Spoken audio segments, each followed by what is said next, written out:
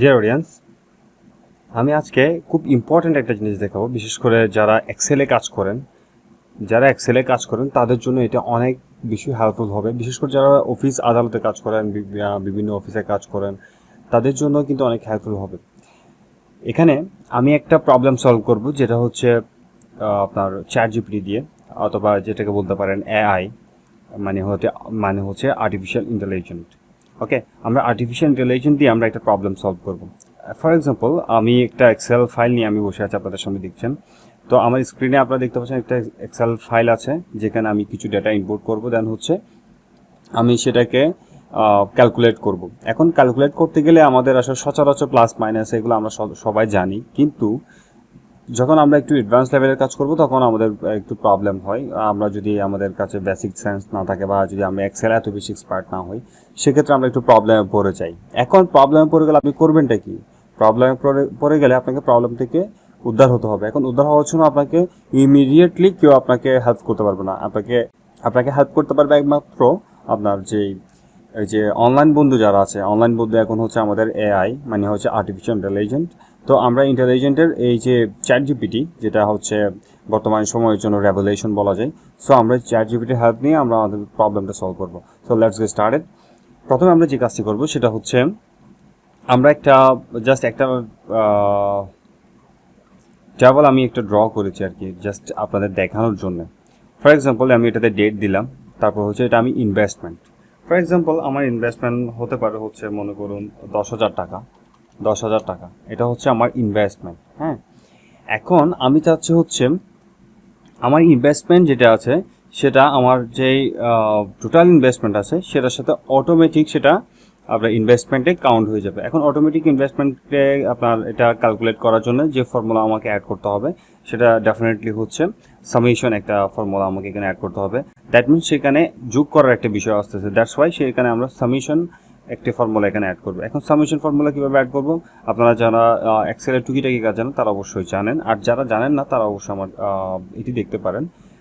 ওকে, so আমরা এখানে একটি ফর্মুলা অ্যাড করব। এখন ফর্মুলা অ্যাড করার জন্য আমরা বেসিক্যালি যেটা অ্যাড করি সেটা হচ্ছে ইজ ইকুয়াল টু, দেন হচ্ছে সামেশন, যেহেতু আমরা যোগ করবো এখানে। হ্যাঁ, সামেশন, আমরা সামেশন নিলাম। দেন হচ্ছে এখন সামেশন দেওয়ার পরে এখানে আমরা ব্র্যাকেট দিয়েছি একটা, এই যে ফার্স্ট ব্র্যাকেট দেওয়ার পরে বলছে ভ্যালু ইনপুট করার জন্য আমাদের ভ্যালু দিতে হবে। এখন আমি চাচ্ছি হচ্ছে এটা যোগ করব, মানে ইনভেস্টমেন্ট সেটা অটোমেটিক্যালি আমার টোটাল ইনভেস্টমেন্টের সাথে যোগ হয়ে যাবে।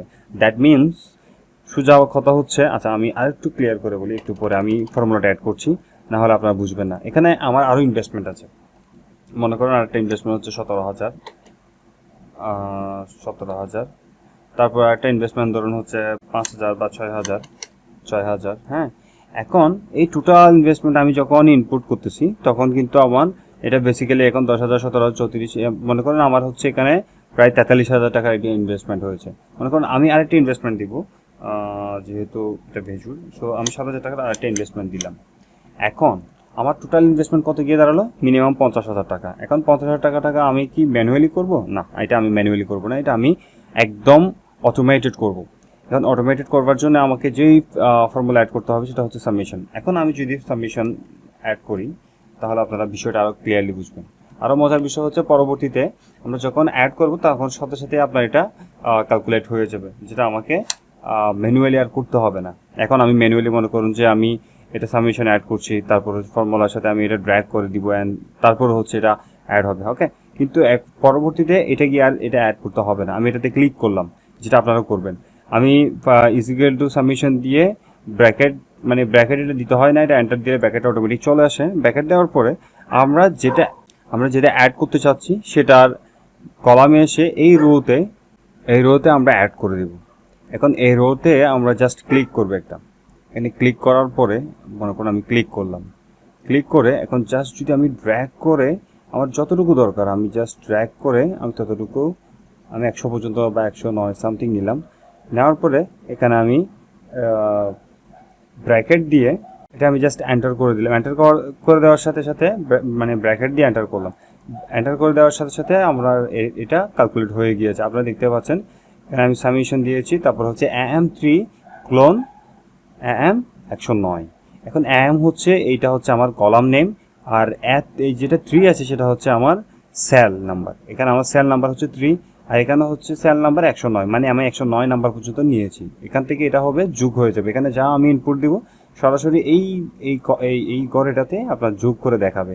তার মানে হচ্ছে এখানে আপনার আমার ক্যালকুলেশন তখন ভুল হয়েছে মেবি। আচ্ছা, এখানে 10,000, 17,000, তারপর হচ্ছে 27,000, তারপর 27,000-এর 6 হচ্ছে আপনার 33,000, হ্যাঁ 33,000 হচ্ছে, তারপর হচ্ছে এখানে 7,000, 40,000 হয়। হ্যাঁ, এটা আমার টোটাল ইনভেস্টমেন্ট। আমি তখন বলছিলাম 50,000, মেবি দ্যাট ওয়াজ রং। তো এটা হচ্ছে আমার 40,000 হচ্ছে আমার টোটাল অ্যামাউন্ট। এখন এখানে আমার একটা কাজ করতে চাচ্ছি। এখন ফর এক্সাম্পল আমি আমার ইনভেস্টমেন্ট থেকে আমি চাচ্ছি হচ্ছে আমি যখন কোনো একটা প্রোডাক্ট আমি নিজে আমি পার্সোনাল ইউজের জন্য আমি নিয়েছি, এখন আমি চাচ্ছি এটা আমার ইনভেস্টমেন্ট থেকে আমি বাদ দিয়ে দিব। এখন ইনভেস্টমেন্ট থেকে বাদ দেওয়ার জন্য সেম ফর্মুলা যখন আমি এখানে অ্যাপ্লাই করব, এখানে সেম ফর্মুলাতে মনে করুন আমি অলরেডি একটা ফর্মুলা এখানে দিয়েছি, এখন আমি সেকেন্ড আরেকটা ফর্মুলা যখন এখানে দিতে যাব, সেই ক্ষেত্রে মনে করেন সেটা আমার কাছে জানা নাই, আমি এত এক্সপার্ট না, আমি এত বুঝি না, বা আমি তো জানি না। এখন সেক্ষেত্রে আমি করবোটা কি? আমি বেসিক্যালি আমার যেটা সেন্স সেটা আমি ট্রাই করব। আমরা সবাই এটাই করি। ফর এক্সাম্পল আমি মনে করুন যে এটা ট্রাই করলাম, পরে আমি চাচ্ছি হচ্ছে এটা বিয়োগ দিয়ে দিব, মানে আমি জানি হচ্ছে আমি এটা মনে করেন আমি মাইনাস দিলাম, তারপর আমি এখানে ক্লিক করলাম, পার্সোনাল বাই যেহেতু আমি এখানে এটা ড্র্যাগ করে টান দিলাম, টান দিয়ে আমি এটা এন্টার করলাম।